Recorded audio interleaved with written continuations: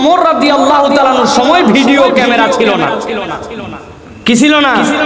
ওমর রাদিয়াল্লাহু তাআলার শাসনের সময় বলছে মদ খাওয়া চলবে না, অন্যায় করা চলবে না, সাবধান হয়ে যাও, আল্লাহর বিধান ঠিকমতো মানতে হবে, নবীকে অনুসরণ করতে হবে।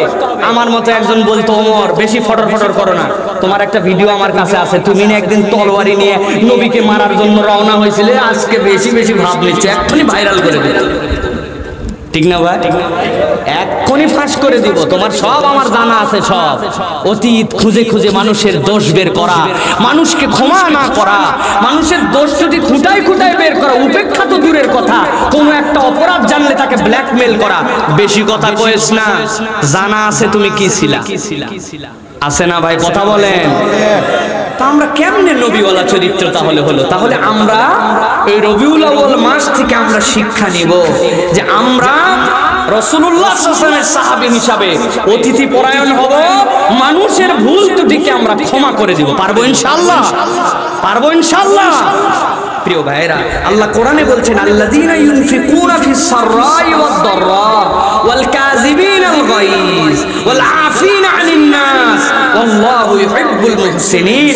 আল্লাহ রাব্বুল আলামিন বলছেন যারা গোপনে দান করে, প্রকাশ্যে দান করে, অভাবের সময়ও দান করে, সচ্ছলতার সময়ও দান করে, আল্লাহ বলছেন এরপরে ওয়াল কাযিবিনাল গায়জ, নিজের রাগকে দমায় ফেলে, ভাব মারে না, রাগ হলে নিজের রাগকে দামায় দেয়, ওই রাগ প্রকাশ করে দেখায় না মানুষকে, রাগ দমায় ফেলে।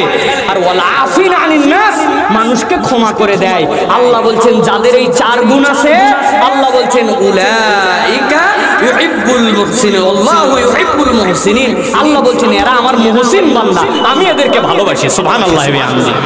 প্রিয় ভাইরা, তাহলে গুণ বলবো কয়টা? বলছি কয়টা? আর আছে কয়টা? চলবে ভাই, চলবে? আপনারা বললে চলবে, না হলে কিন্তু চলবে না ভাই। জানেন তো আপনি সংসদে মাঝে মাঝে দেখবেন স্পিকার থাকে একজন, বিরোধী দল স্পিকার ভালো দেখতে পারে না, সরকারি দলের সময় একটু বেশি দেয় সংসদে, ঠিক না ভাই? সরকারি দলের কাজ হচ্ছে উনি উঠার পরেই খালি উনি দেখতে পায় উন্নয়ন আর উন্নয়ন, উনার চশমার নাম উন্নয়ন। ভাই কথা বলেন, আমি কাউকে কটাক্ষ করে বলতেছি না। আর বিরোধী দলের চশমার নাম হচ্ছে অনুন্নয়ন, ও সরকারের লোক হাজার ভালো করলেও কোনো উন্নয়ন দেখতে পায় না, ঠিক না ভাই? বলেন তো ভাই, একটা গভর্নমেন্ট কোনো উন্নয়ন করে না, সব অনুন্নয়ন, এটা হতে পারে ভাই? কিন্তু চোখে দুইজন আর দুই কালারের চশমা, একটা উন্নয়ন একটা অনুন্নয়ন।